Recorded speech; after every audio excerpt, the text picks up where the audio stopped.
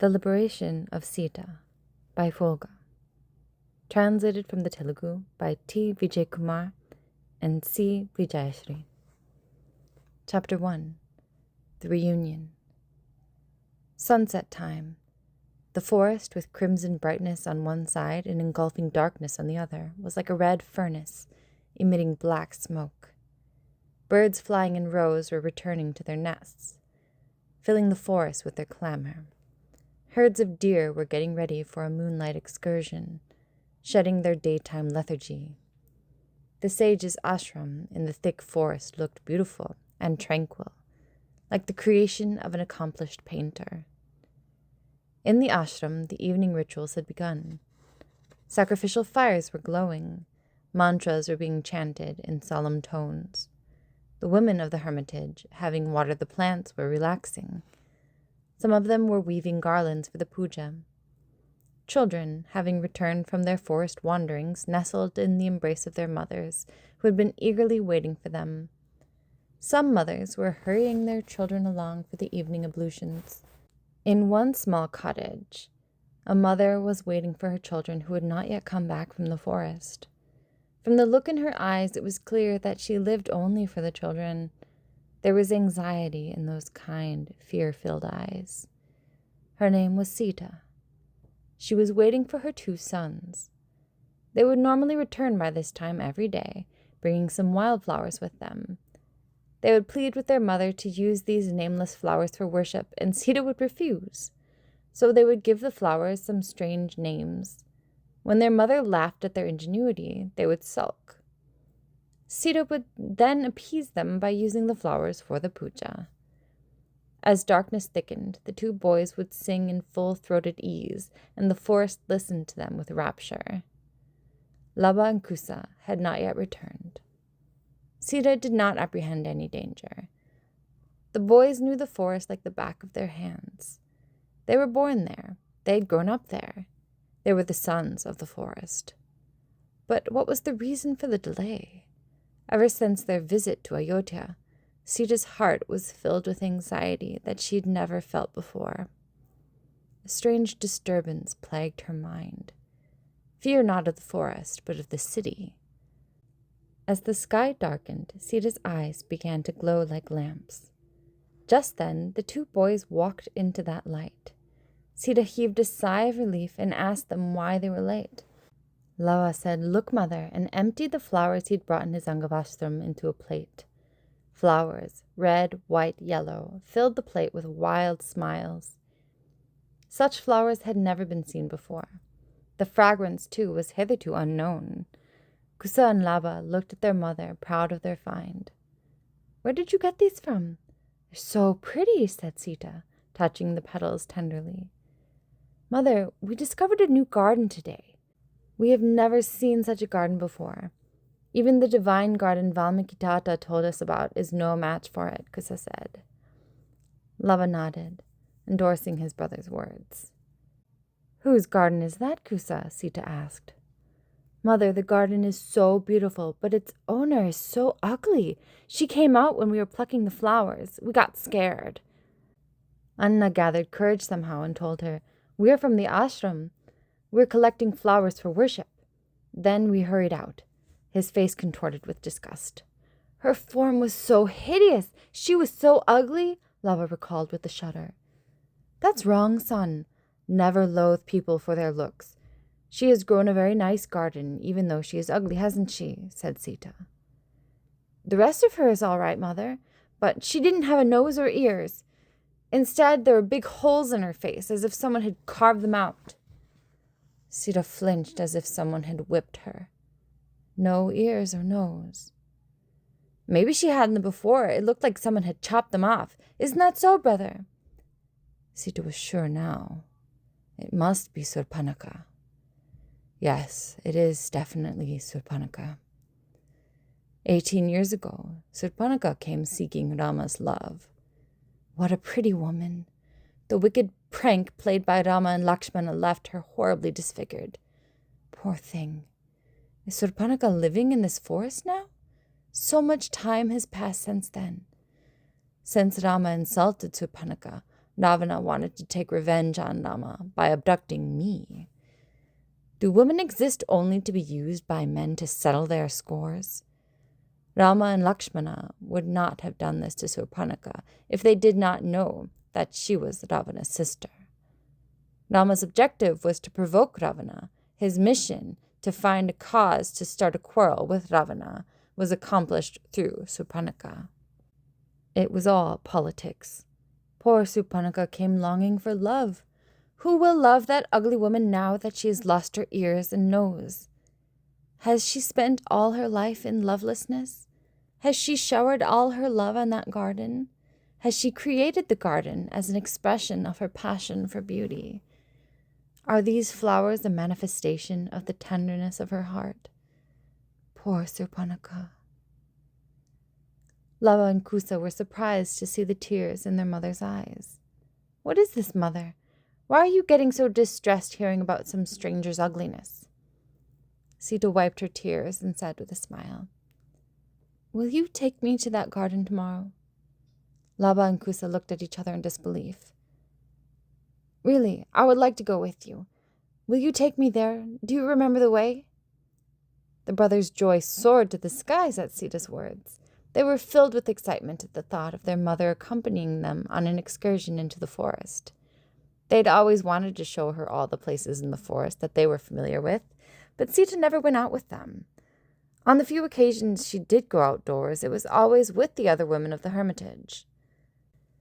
Walking through the impenetrable jungle, holding their mother's hands, giving her courage so she would not get scared, showing her all the marvels of the place, the very thought filled the boys with irrepressible joy.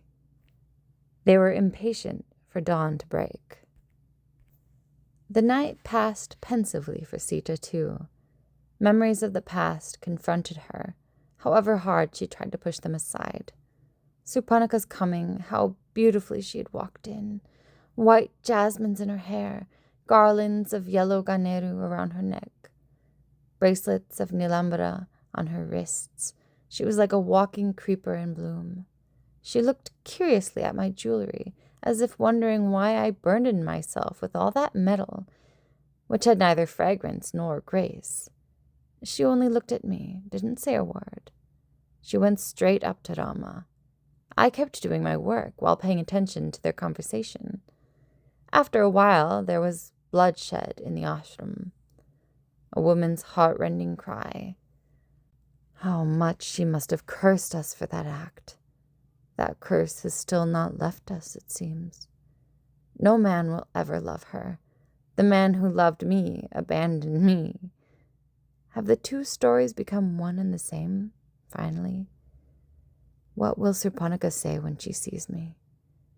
She may not speak to me out of anger, yet I must see her. I must see Surpanaka. The next morning, Lava and Kusa set out with Sita after she'd completed her chores. Mother, I'll show you my Raja today, said Lava. An elephant in mush, roaming freely in the forest, had been tamed by Lava. The two brothers wandered around the forest riding the elephant. Mother, won't you sit on the elephant? Asked Lava fondly. No, son, I prefer walking, said Sita, remembering the days when she would go in a procession, sitting atop the royal elephant. The brothers thought Sita was afraid of riding the elephant. Poor mother, how can she climb onto the elephant? She's scared, Kusa chided Lava. The two brothers led their mother towards the garden, introducing all the creatures that they'd befriended along the way. Absorbed in her children's chatter, Sita did not feel the strain of the journey at all. Mother, this is the garden. Sita stood dumbfounded. The garden looked like the very smile of nature. Even Ashikavanam would pale in comparison. You are blessed, Surpanaka, she thought. Come, mother, let's go in, said the children. I'll go in by myself. You go around the forest and come back here in the evening. We'll go back to the ashram together, Sita told them. She saw a woman at some distance. Though her face was turned away, Sita could tell it was Surpanaka. She went closer and called out gently, Surpanaka. Surpanaka turned around. She did not recognize Sita. Who are you, Amma? Have you lost your way? How do you know my name? She asked. I have not lost my way, Surpanaka. I have come looking for the right path. I'm Sita. Surpanaka was stunned. Sita? Is she Sita? How much she's changed. Surpanaka only knew the Sita covered in jewelry. Moreover, she'd never taken a close look at her. Is this Sita, the consort of Chakravarti Sri Ramachandra, who slayed Ravana and extended the Aryan Empire across the entire south? Surpanaka could not believe it. Why this coarse sari? Why these garlands for jewelry? Why this sun-singed golden complexion? Is she Sita, Sri Rama's wife, Sita? Sita? You mean Sri Ramachandra's... Stopping Surpanaka before she could complete the question, Sita said with quiet dignity, I am Sita. I am Janaka's daughter, Janaki. I am the daughter of Mother Earth. What about Sri Rama? Surpanaka was confused. Sri Rama has abandoned me. I am now living in Valmiki's ashram. Surpanaka had no words to speak. Sri Rama abandoned Sita. Surpanaka knew about the love between Sita and Rama better than anyone else, and the price that she'd paid for it, too, was not small. Was anguish inevitable for women who love Sri Rama? On Sita's face, Surpanaka could only see peace and dignity. There was no trace of distress. Sita has matured a lot, thought Surpanaka. Yesterday, my children saw your garden. They saw you, too. Today, they brought me here. Your garden is so beautiful and peaceful, said Sita with a smile. Those were your boys. How charming they were, Surpanaka said. A fleeting expression of pride crossed Sita's face. It did not miss Surpanaka's attention. All the creepers, plants, and trees in this garden are my children, Surpanaka said. Yes, that's why they're so beautiful, agreed Sita. Pride stood firm in Surpanaka's eyes. Tell me, Surpanaka, how has your life been? As beautiful and joyous as this garden. I'm happy to hear that, Surpanaka. I was worried about you after the humiliation you suffered. I knew how you hankered after beauty.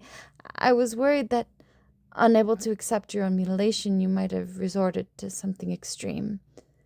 I was troubled by such thoughts whenever I remembered you. Surpanaka was moved by the kindness and affection in Sita's eyes. A feeling of friendship sprouted in their hearts and thrilled them. You're a brave woman, Sita said. Sita's sincere words of appreciation overwhelmed Surpanaka. She felt a strong desire to narrate the course of her life to Sita. Don't look at how I am today and imagine that all this happened easily, Sita. I've become tough by facing up to challenges that life threw at me. I've been able to find happiness in trying to understand the very meaning of beauty. My life was unbearable in the initial days after the mutilation. I loathed my own appearance. I hated myself. There were also days when I even wanted to kill myself.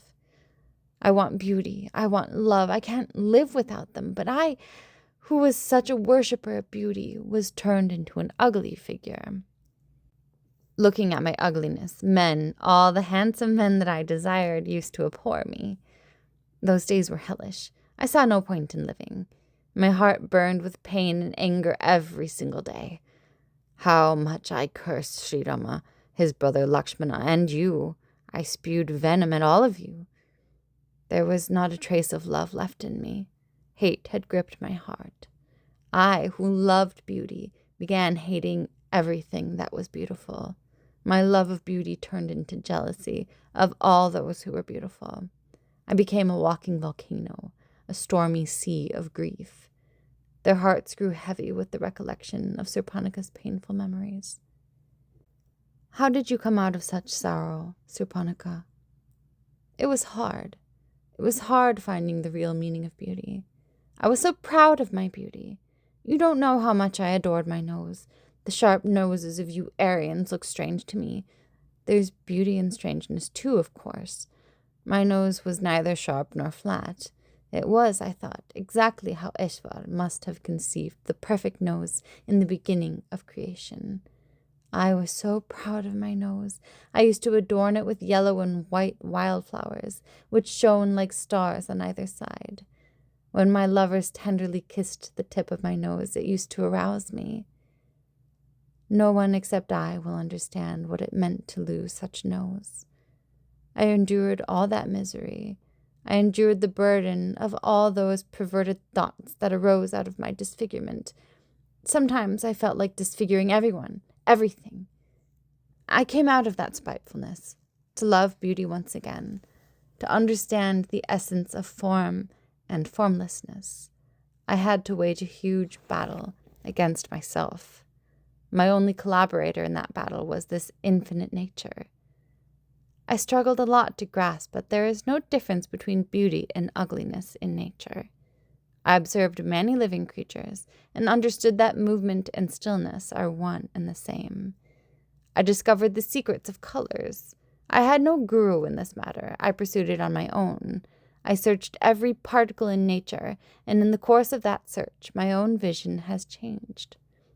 Everything began to look beautiful to my eyes. I, who hated everything, including myself, began to love everything, including myself. To recognize that the response evoked in me by a little bird, which had been pecked and displumed by its fellow birds, was a feeling at once of love and beauty. And to seize that response and understand its meaning, the effort I made to achieve all this was extraordinary. Gradually, I learned to love my hands. I learned how to create, work, and serve with those hands. It took more than 10 years for all this to happen. After 10 years of rigorous practice and hard work bore fruit, I began growing this garden. Surpanaka unraveled before Sita the beauty and truth of her life's journey. How beautiful you are, Surpanaka. How does it matter whether any man appreciates your beauty or not? Sita's voice choked. Surpanaka's trial was no less than the trial by fire that I had to go through, Sita thought, and it brought tears to her eyes. But Surpanaka laughed, beautifully, joyously. Why? Don't men have eyes? Don't they have a heart?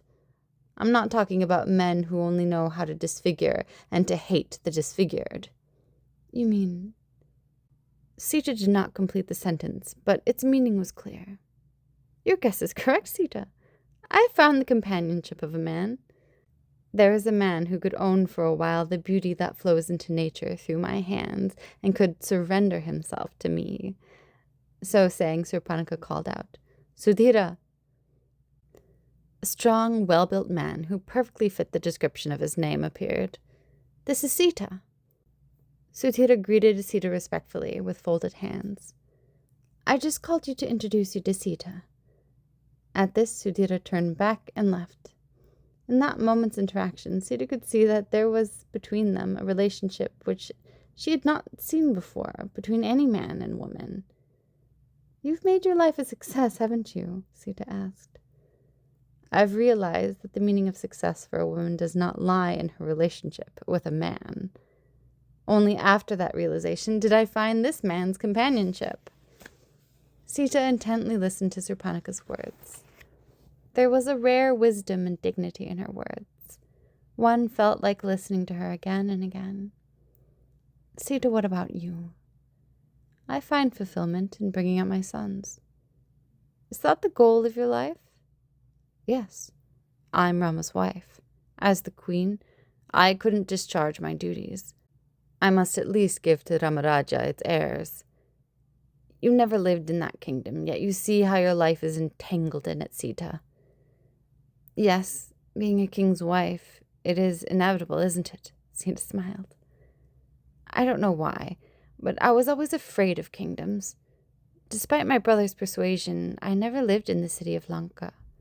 The joy you get from wandering in a forest, you don't get anywhere else.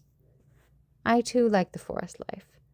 When Nama abandoned me, this forest softened my suffering. Time simply flew as they conversed. My children do not know that they are Sri Rama's sons. I've not told them. They'll know when the time comes. Once they get to know, you think they'll live even for a minute more in the forest? Surpanika looked pityingly at Sita. They too love this forest life, Sita said feebly. They may like it, but the kingdom has no love for the forest.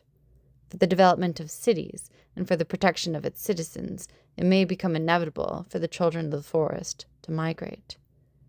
Sita too knew it was inevitable. What will you do then? Will you stay back alone at Valmiki's ashram? No, Surpanika. I will take refuge in my mother, Bhudevi. Isn't your mother omnipresent, Sita? I think your mother is manifest more beautifully here than anywhere else. Surpanika proudly surveyed her garden. Sita smiled, having understood Surpanika's suggestion. Her heart swelled with joy at Surpanika's unsolicited affection. She felt a bond of sisterhood with her. I will certainly come, Surpanika. After my children leave me and go to the city, I will become the daughter of Mother Earth. Resting under these cool trees, I shall create a new meaning for my life. Their conversation stopped as the children returned. Surpanika gave the children ripe fruits from her garden, which they ate with relish. Mother, who is she? They inquired on their way back. She is someone very close to me, a dear friend. But you never told us about her. You'll know everything at the right time. But never forget the way to this garden in this forest. Wherever you may go, whatever you may do, never forget this path. We will not forget, Mother, Lava and Kusa promised.